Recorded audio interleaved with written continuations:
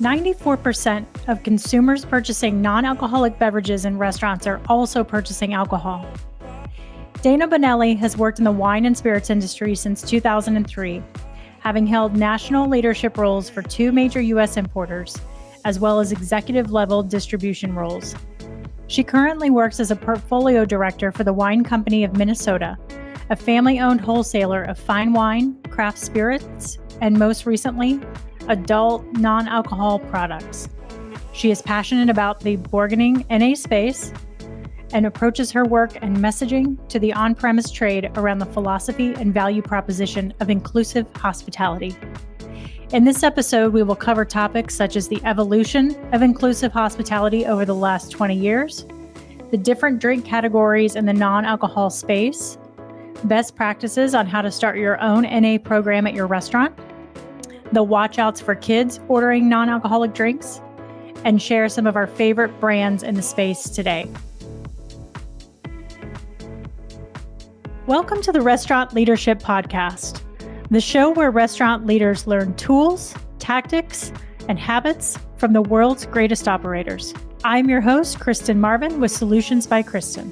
I've spent the last 2 decades in the restaurant industry and now partner with restaurant owners to develop their leaders and scale their businesses through powerful one-on-one coaching, group coaching, and leadership workshops. This show is complete with episodes around coaching, leadership development, and interviews with powerful industry leaders. You can now engage with me on the show and share topics you'd like to hear about, leadership lessons you want to learn, and any feedback you have. Simply click the link at the top of the show notes and I will give you a shout out on a future episode. Thanks so much for listening, and I look forward to connecting. Running a restaurant is tough. Long hours, staffing challenges, rising costs. Sound familiar? What if I told you there's a smarter way to manage your kitchen, boost your staff's morale, and keep your operations running smoothly? Enter Restaurant Technologies, the ultimate solution for modern kitchen management. Here's how restaurant technologies can transform your business. 1. Solve labor challenges. They automate unpleasant tasks like manually handling used cooking oil. They keep your staff safe and happy while promoting a safer, more efficient kitchen. 2. Reduce operating costs. They help you save money by optimizing oil usage and eliminating third-party cleaning services with their auto mist technology. Some restaurants save up to $300 per month per location. 3, they help you ensure consistent food quality. Fresh oil means better tasting food every single time. They help you monitor your oil usage remotely with ease. 4, enhance safety. Reduce fire risks and injuries by eliminating the need to handle hot oil. 5, promote sustainability. Join the eco-friendly movement by recycling used oil into biofuel. And 6, maintain a clean kitchen. Imagine no more spills, pests, or messy cleanups. The result? A safer, cleaner, more efficient kitchen that saves you money and keeps your team happy. Ready to see why over 45,000 restaurants from small independents to large multi-unit concepts trust Restaurant Technologies? Visit rti-inc.com to learn more. Hi, Dana. Thank you so much for being here. Super excited to have you on the show today. Hey, Kristen. Hi, how are you? I'm great. How are you? I'm so good, thanks.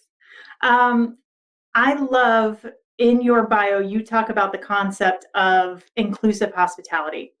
Would you say a little bit more about what you mean by that and how the NA space is having an impact on creating a more inclusive environment for restaurant guests and staff?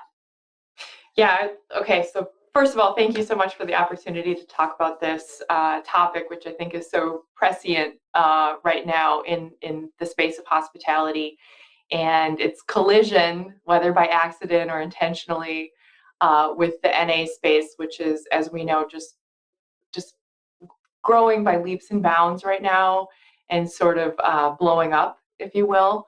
I come from my origin story is like going all the way back to being a teenager working in restaurants. It's a long time ago now, but I learned about the hospitality industry long before I went into the world of drinks and working in the distribution world. And at its core, hospitality is, I think, pretty intrinsic for us as human beings. It's just this very, sort of innate concept that we look to be friendly, we look to be genuine and authentic towards a stranger when we welcome them into whether it's our home or our place of business, right? So this isn't complicated, and hospitality can take different shapes and forms depending on the cultural and history of that cultural implications and history of that culture. But at its core, worldwide, it is pretty basic. It's just the idea that you're creating a very generous, sort of receptive environment for people who don't necessarily know each other immediately when they come into a public space. So we got that, right? Everybody understands that, so I don't want to over-explain it.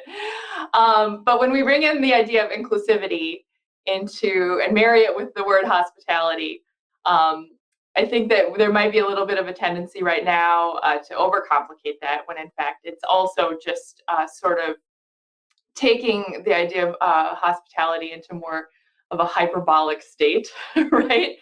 And when we hyphenate or we add the word inclusivity or inclusive hospitality, put the two together, it's just the idea that you would go above and beyond your normal way of being hospitable to your customer or your guest, by making sure that you are kind of covering all of these bases, that does not exclude any one individual when you welcome them in. And this can mean so many things.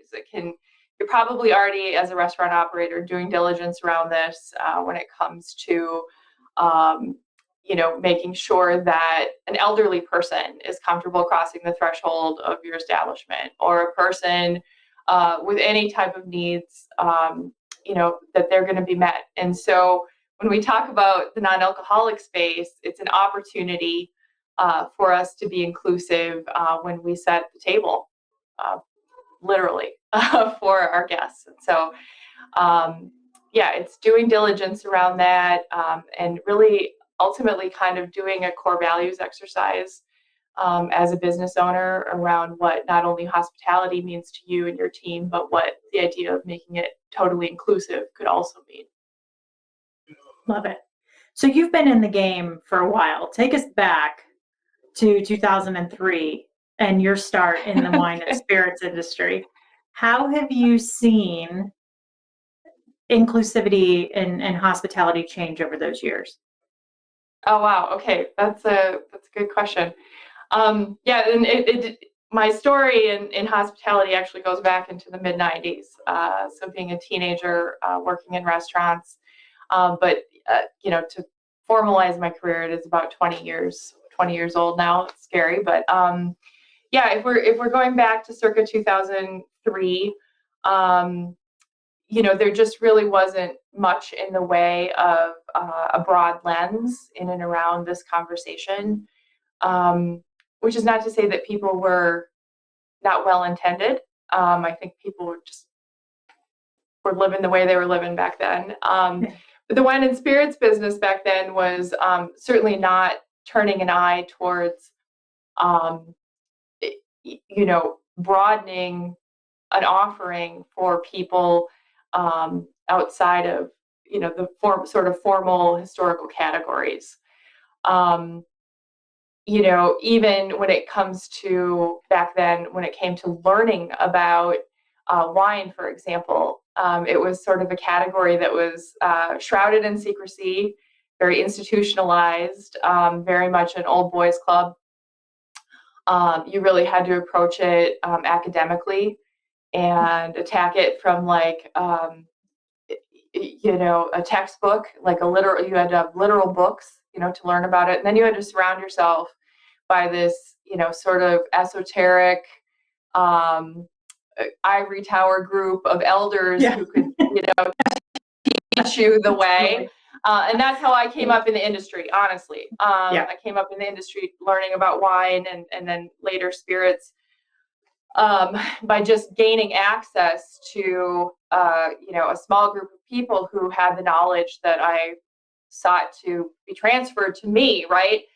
And so, of course, all of this changed with the advent of the iPhone and our ability to have a supercomputer on our person at all times. But yeah, in the olden days, it was an old boys club, and you had to learn on the job, and you had to surround yourself with the sort of an elite group of people who had that information and the power to transfer that information. Yeah. And you had to be accepted, right? You had to be accepted into that group. And yeah. Yeah. And I just want to say that, that group, and look, there are many people in that group, in my experience, who were very generous with me with their time and their knowledge, but ultimately it was a real patriarchal pool I decided to dive into.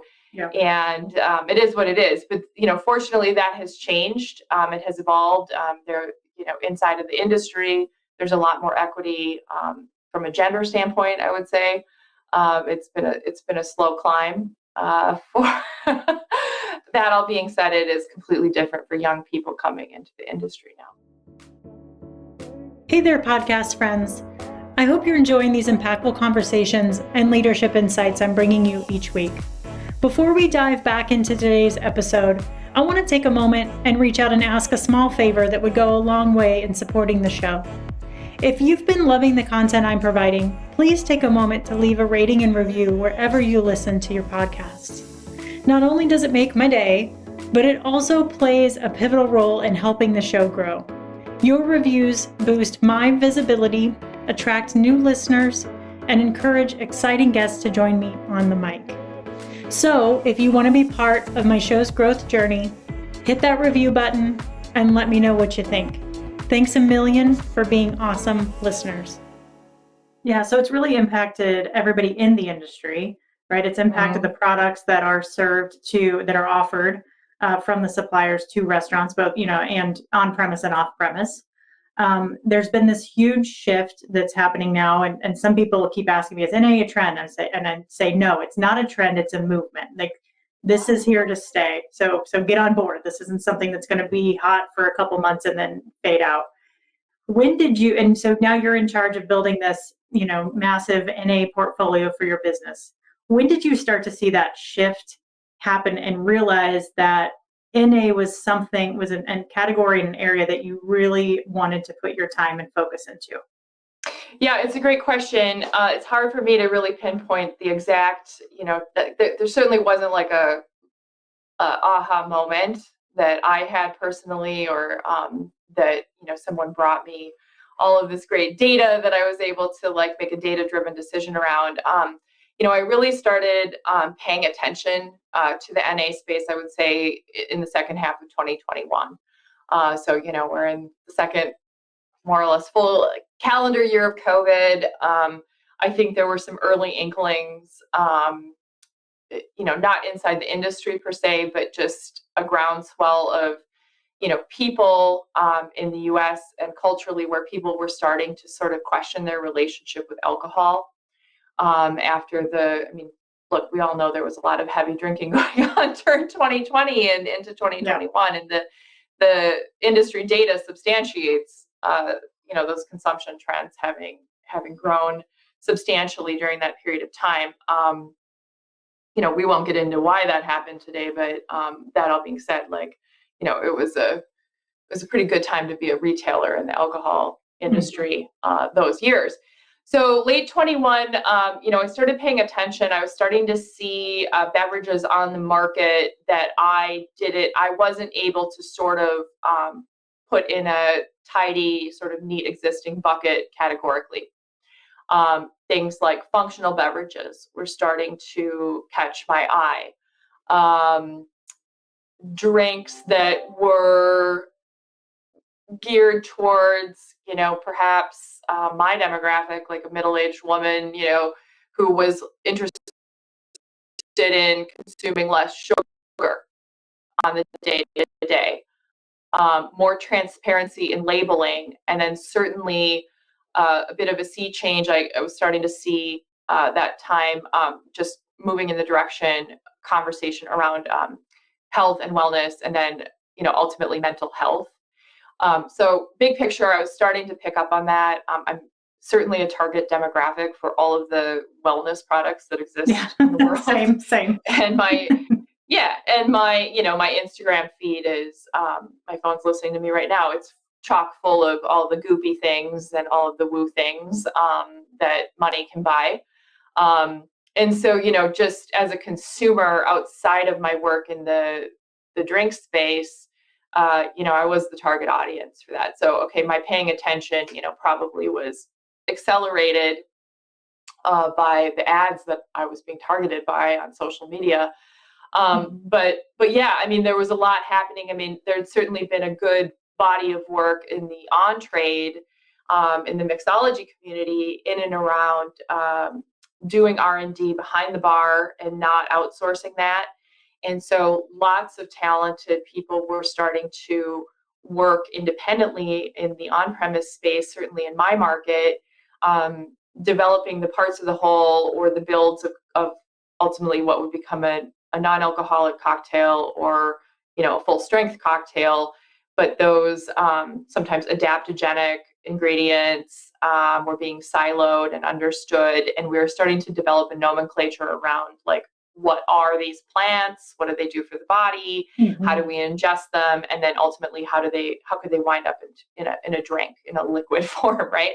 Yeah. So getting outside of like, the health and wellness space and into the on-premise trade and then ultimately retail. Of course, the advent and like insurgence of ready to drink also, I think, has propelled the idea that not only can we package these goods to consumers, but that a home bartender, whether they're making, again, a non-alcoholic cocktail or full strength cocktail with alcohol, could also incorporate some of these new ingredients, often plant-based, into their palette of ingredients. So looking ahead, we really got formally into the game in 2022. And started to put some intention behind not only bringing products to market, but starting to lead a conversation inside the trade in and around the idea that it's simple, two things that we could affect the bottom line of our customers by being consultative to them in their beverage programs and highlighting the opportunity around non-alcoholic beverages and products. Yeah. But also to ultimately widen the lens on this notion of inclusion and hospitality for that literal table setting for their guest.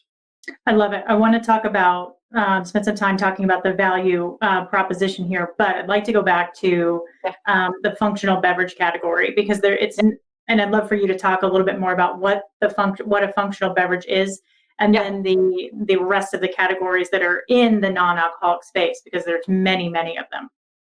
Yeah, I mean, a functional beverage at its core, it's pretty simple. It's just it's a drink that is designed to have a specific health benefit to its consumer. Many of us already are consuming functional beverages unknowingly. So an energy drink, I mean, that's kind of the OG of the functional beverage world. I'm not going to name names, but I'm sure we can all think of one. It has an animal on the label. We used to mix it with vodka. My husband might work for the company. Yeah, we used to mix it with vodka in the year 2000. If you were, happened to be or Jägermeister in my face. 23 years old when that was happening, like I was. Totally. So so energy drinks for sure. And by proxy, sports drinks like Gatorade is a functional beverage.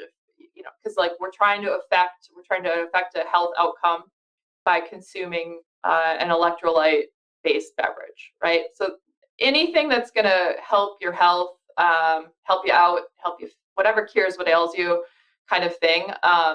But as we've kind of gone into like the 2 and 3.0 mode on functional beverages, we're going above and beyond now. We're talking about adaptogenic beverages, and those are just drinks that have components that would help the nervous system regulate, help us manage stress.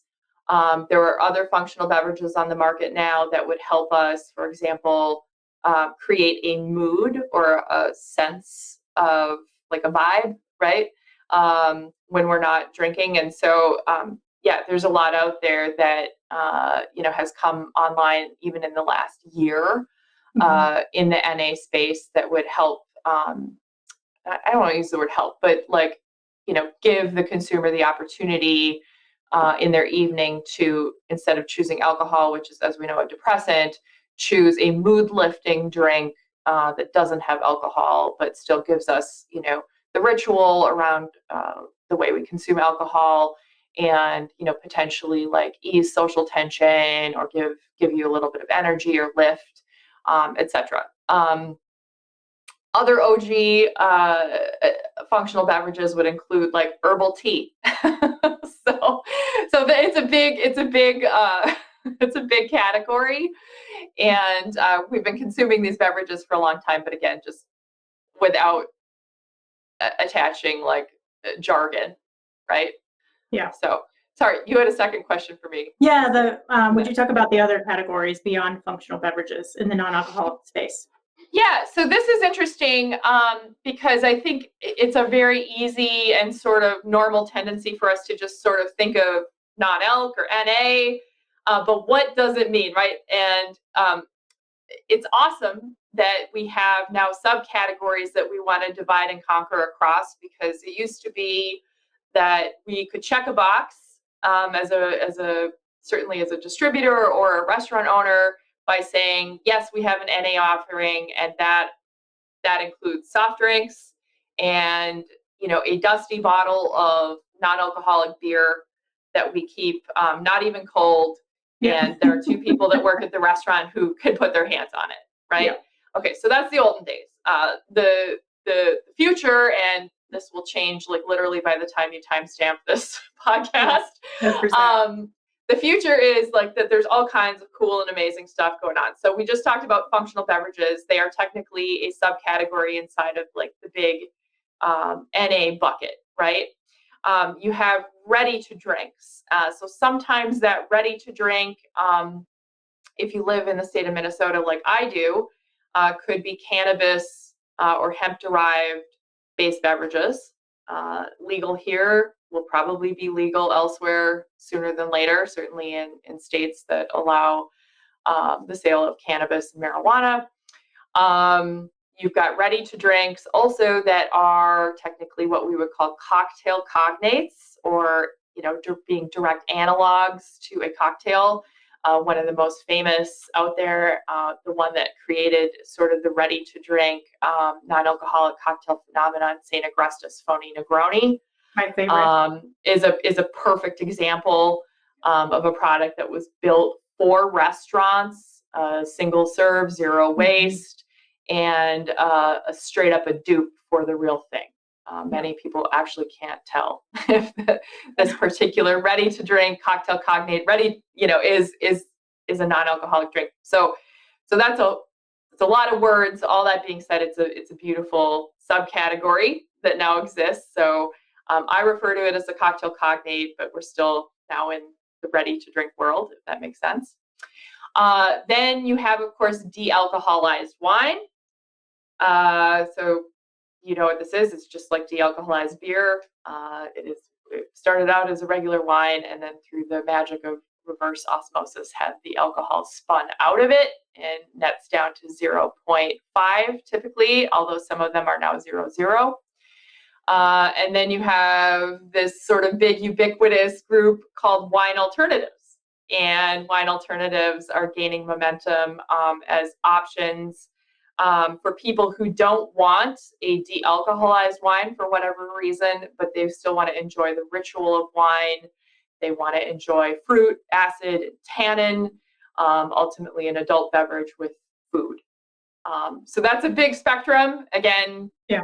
If we were having this conversation 6 months from now, I'd probably be forgetting something. So just to recap, you've got ready to drinks. Some of them are cocktail cognates. Some of them are more in the soft drink world. Some of them have the addition of THC derived from cannabis. We've got functional beverages. We have de-alcoholized wine and beer, and then we have what we would call wine alternatives. So there's really something for everyone. here. I love, when you were talking about the functional beverages, I was immediately thinking this is a perfect opportunity for people to offer a functional beverage during the daytime, right? Breakfast, Right. lunch service, coming from a restaurant perspective. It's a huge industry, right? It's one of the top booming trends of 2024. Nikki Sani, owner of Groovy, just posted a link this morning on LinkedIn, releasing some stats around how big the industry is so far in 2024, and this is as of the end of July. The industry is at $423 million. So if the rest of the year tracks pretty big, it's reaching close to $1 billion, which is incredible, right? There's Right. so much opportunity here. Yeah, and again, with the caveat that we're talking about, and I'm not trying to be hung up on jargon, but we're talking about the adult non-alcohol space. So this would exclude the classic categories of soft drinks. Like this is not a Diet Mountain Dew conversation. Yeah, correct. Right. And so he was surveying, really looking at data for his brands, right? Yeah. The non-alcoholic beer, which is really the force driving the market here, and then non-alcoholic cocktails and wine, or not cocktails, but wine. That they offer as well. Talk a little bit about when you're in this consultative, I can't say the word, when you're consulting with restaurants, what is the value add for them? And I'd love to hear how it's being received. Are they coming in arms wide open here? Are they saying, I'll make it ourselves, don't worry about it, we don't want your product? Or is there pushback here? So what's the value add for restaurants? Yeah, I mean, let's go back to the data. If we're business people who are just being data driven, and my job is to make data driven decisions like any business leader, right? We're collectively working in a space, to your point, of nearing $1 billion in the United States. So there's a lot of money on the table. There's a lot of revenue and profitability that can impact anybody's bottom line if they want to dip their toe in the water. Another amazing data point, to kind of substantiate, like, why is this happening? I love this stat. This is from our friends at the Adult Non-Alcoholic Beverage Association, the ANBA. They've got a great website if you haven't checked it out. But they've come to the table at the end of the first quarter, citing like the audience and defining the audience around these products. Obviously, people are spending a lot of money on this. So who are these people? Mm-hmm. It turns out that it's everyone, because they were able to collate this data and tell us that 94% of consumers who are purchasing in the adult NA space, apropos to our conversation today, 94% of those consumers also consume/buy alcohol. So that's pretty much everybody. Every human being with a bank account is buying inside this space. Probably many of them have long histories of buying products inside of this space. So I just want to put that data out there because, it's compelling. It's something to pay attention to if you're not already. In our role as a distributor, again, we've made the decision that we want to be leaders in this space. We want to be the people out in front of educating around the category. It does require a lot of diligence and education because we still see, despite the fact that, again, I'm in Minnesota, which is ground zero for the THC beverage space, which is on fire. It is going to be a $400 million category in the state of Minnesota this year. So just to say, like, the door has been kicked wide open on the NA beverage conversation generally. But that all being said, adult NA writ large, we still find that we have to have sort of the origin value proposition conversation with most of our customers. We work with about 500 to 600. It varies every year because of opening and closing in the on-premise space. But we work with, call it, about 500 restaurants in the state of Minnesota. Many of them are just bars too. And I would say that 70% of the time We are not only the first distributor to come in with a compact offering that covers all of the subcategories, but we're also the first distributor that wants to take the time to have the conversation around one, the value proposition on this space, and two, and that would include a conversation around hospitality and the concept of inclusive hospitality, but two, the bottom line impact to that restaurant. It is one at a time that we turn them. And most of our customers who get on board and decide to dip their toe in the water later thank us for bringing them products that are pretty risk-free, often single serve, so there's no worry about waste or dumping product down the drain. But yeah, generally, Kristen, we are still kind of doing the heavy lift with the trade. Unlock the skills to transform your leadership with the Hospitality Leaders Roadmap. Move from ordinary to extraordinary, packed with practical strategies to lead with confidence and create lasting impact in your restaurant. Visit kristenmarvin.com/audio to download your free audiobook today. So, Dana, I want to go back to something really quick that you mentioned. You said this isn't just a Gen Z thing. Everyone is drinking non-alc. Yeah. And I have some friends that have said, you know what, when I go out, I like to start with an NA beverage, and then maybe I'll go into some alcohol with dinner. Are you seeing that in your region? We for sure are. Again, there's a bigger conversation, I think, happening societally around moderation and mindfulness with alcohol consumption. And adult NA beverages are the perfect, gateway for people to do what you're describing. They're actually technically being called switchers. Oh, yeah. okay. Which I think is cute. Okay, so let's just use switchers.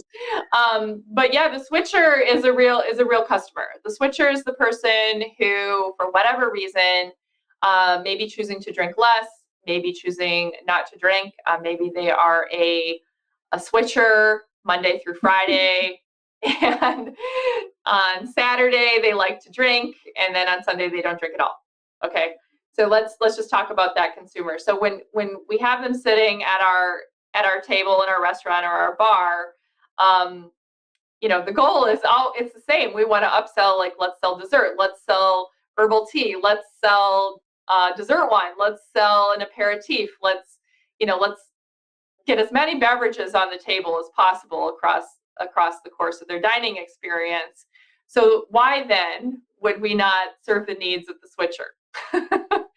Right? And also allow them to feel like they are adults out at night spending money in a restaurant, and not having the sort of meager choices of club soda with lime or a tonic that has a garnish in it, which can be beautiful, don't get me wrong, but that those sort of staples of the NA list that are what I kind of think of as like the equivalent of being a vegetarian in the 90s. And lucky you, everyone else is having a steak or like lobster at the table, and your option is a veggie burger, and so you've been sort of like moved to the kids' table in that dining experience. Yeah. So yeah, back to that person who is moderating for whatever reason. We know, regardless of their demographic or their reasons, so from Gen Z all the way to the boomer, the common denominator for people sitting there spending money in your restaurant is that they want flavor, and they want a flavor experience that isn't going to disappoint them or subtract from their overall experience. So I put that out there for food for thought, especially given the enormous range of options that we now have. And then to sort of come back to that value proposition conversation, we have done the math on our side, and often in our role as consultants to our customers, we want to demonstrate that the pour cost is actually more profitable on adult single-serve NA products than alcohol. And alcohol has long been the profit center of most restaurants. And so the net is actually even better in adult NA than it is in the traditional alcohol profit and loss sheet. That sounds a little scary for the alcohol industry. Perhaps. But, at the end of the day, it's still super profitable. Yeah. So, and will continue to be the preponderance of like the business, right? Yeah. I mean, I am talking to clients that are seeing their liquor sales drop significantly. Yeah. 3 to 4 to 5%, right? And having to pivot now, and this is something new that they've never had to deal with before. They're like, I've never, a couple operators I've spoken with have said, we've never had to market our bar program. How do we do this? What do we do differently? So I love that you are having success with this. And you mentioned some of the restaurants that you're working with are saying, they're coming back to you saying, thank you for this. What is contributing to their success? For starters, I think that there's just sort of an organic groundswell around demand in the space. Consumer behavior has changed, and there's just a natural demand that is sort of driving the growth.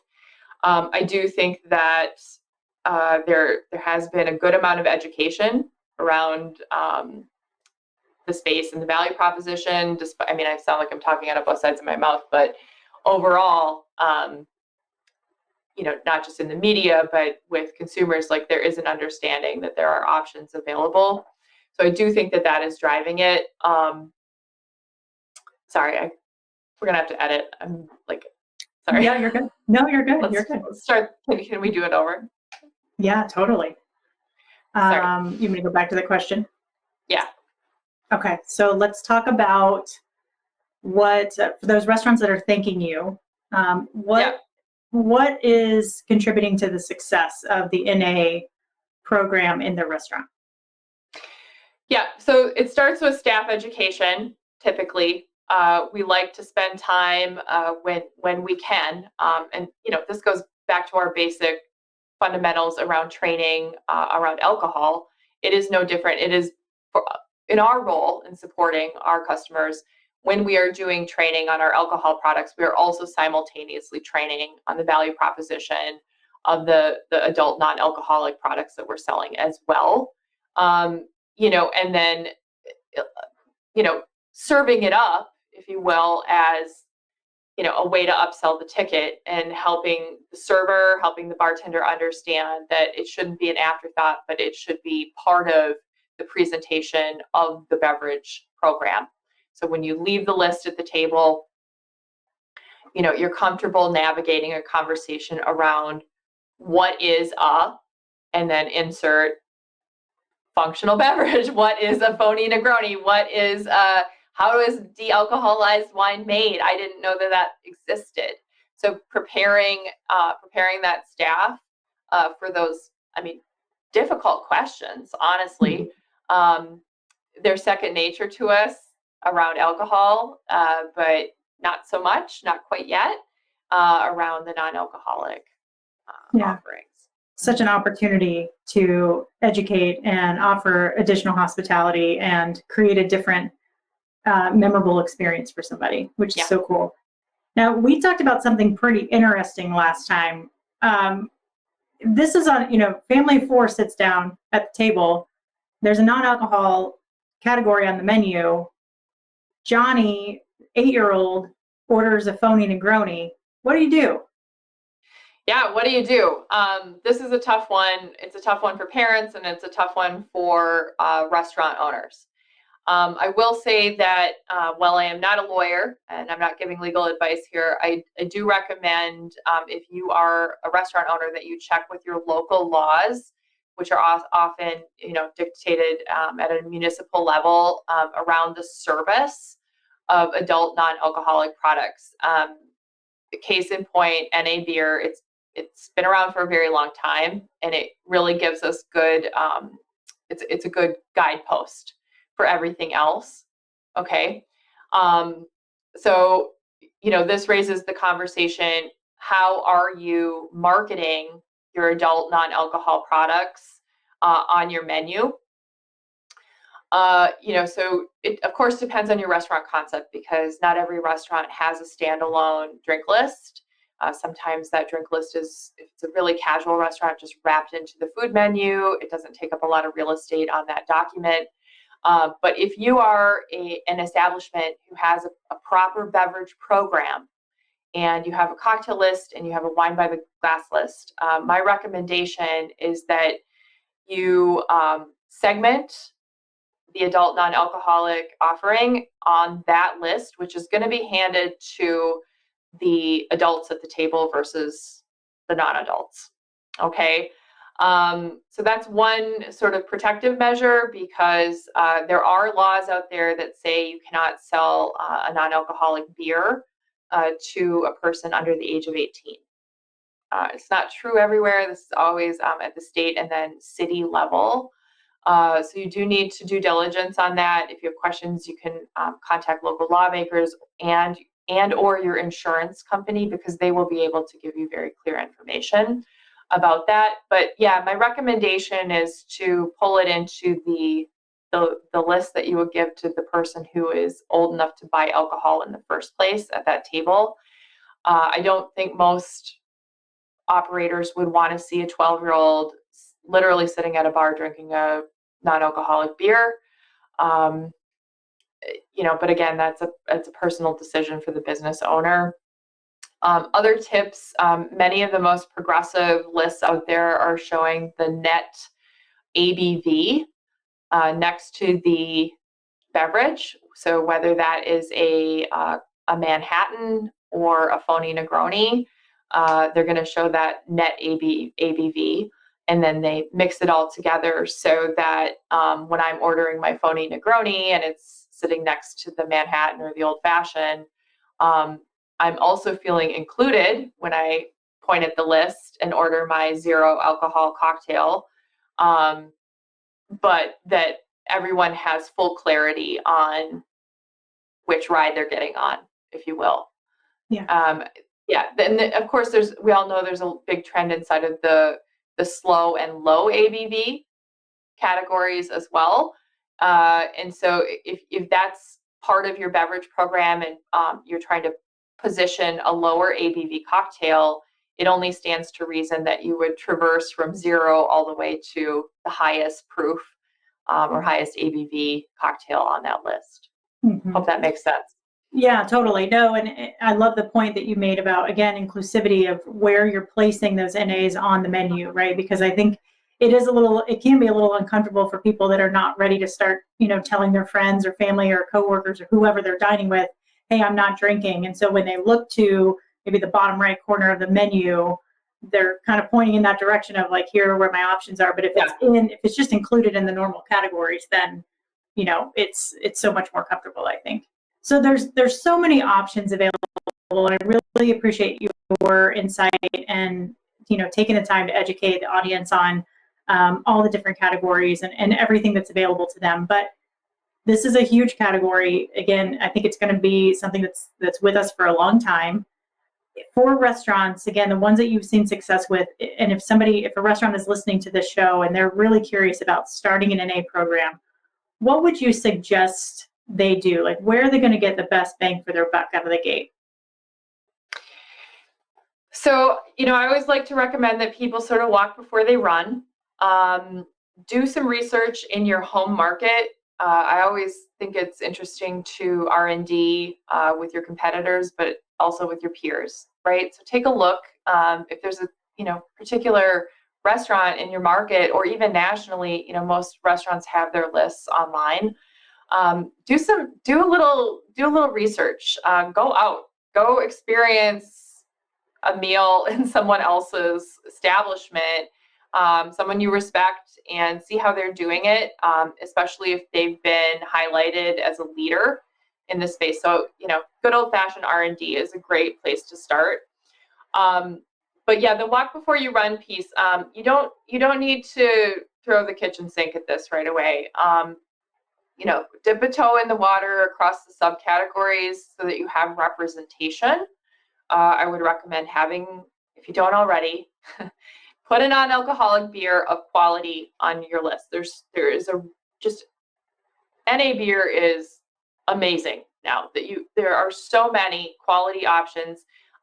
Many local breweries in your hometown probably are bringing something to market that is truly excellent. You could probably put it on draft and have it ice cold, which is where it tastes the best. So check that out. Like, challenge yourself a little bit to go outside of the commoditized products, which are also excellent. I'm a huge fan of Guinness. I'm a huge fan of Stella. They are very good products. But if supporting local is important to you, like, do check out your backyard on the microbrewery scene, to see if there's something great, because you might be able to support, a business in your neighborhood by doing that. So, check that beer box, put some intention behind it. Next, find a great de-alcoholized wine. Take a look and try to find something that comes in a single serve format, like a 200 milliliter, because then your risk is way reduced. You're not going to open that bottle of sparkling NA and then watch, the bartender 3 days later dump it out because it's lost carbonation. So, walk before you run there, but find something that hits your pour cost model in that space, but is well done. And again, there are great options out there. My pro tip here is that the sparkling de-alcoholized wines tend to be, in my opinion, the best on the market. I really favor Prima Pave. It comes in at 200 ml. But check that out. De-alcoholized wine can be great. They're dry.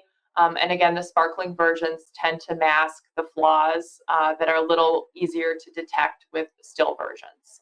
So do look at that.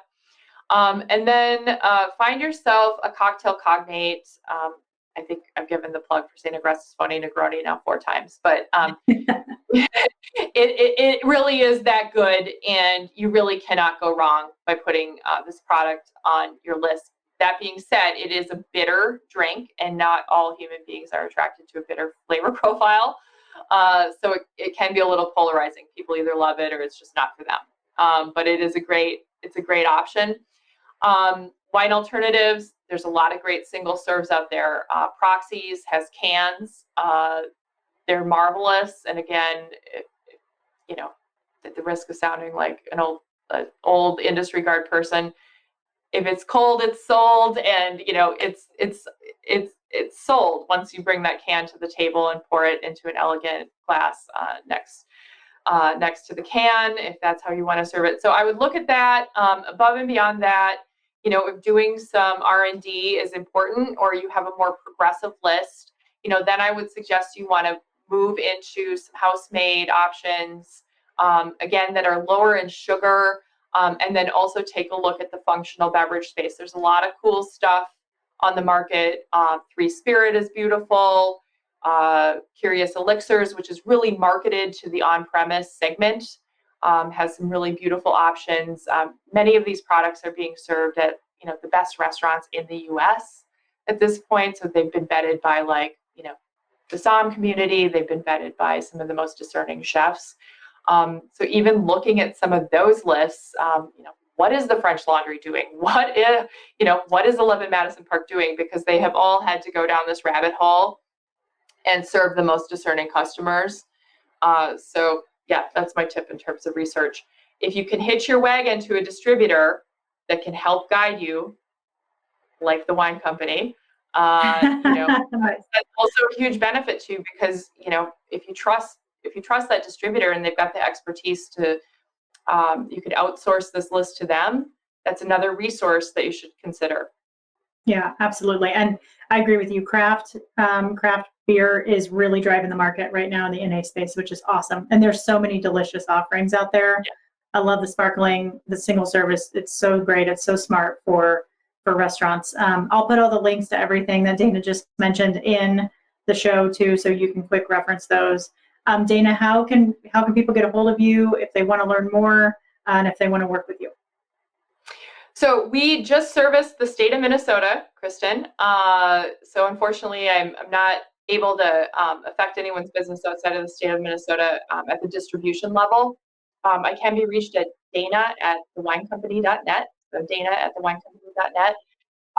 So if you're in Minnesota, we're here to help. Outside of Minnesota, just at a consulting level, I'm always happy to talk shop with industry peers and help guide other distributors who want to invest in this space and share, what we've learned so far.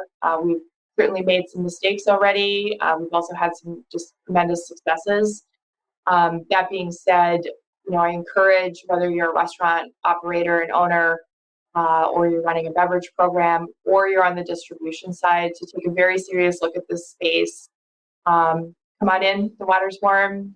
We're going to be doing this from here on out. I don't think that this is a passing fad or a trend that will be punctuated by 2024 or 2025. 10 years from now, this will be the new normal. And for those of us who are invested early and doing the pioneer work, so far, all I have to say is, I'm here to testify that it is gratifying work. It is not a heavy lift, so don't fear it. There's a lot of opportunity, and I feel just a tremendous tailwind as we move further into the space. Yeah, I love it. Dana, thanks for all the work that you're doing in the space and for the industry. It's just incredible. Thanks again for being here today, taking the time to work with me, not once, but twice. Really appreciate that. I'm glad we were able to get all of our tech stuff figured out this time. So we'll stay connected and talk to you very soon.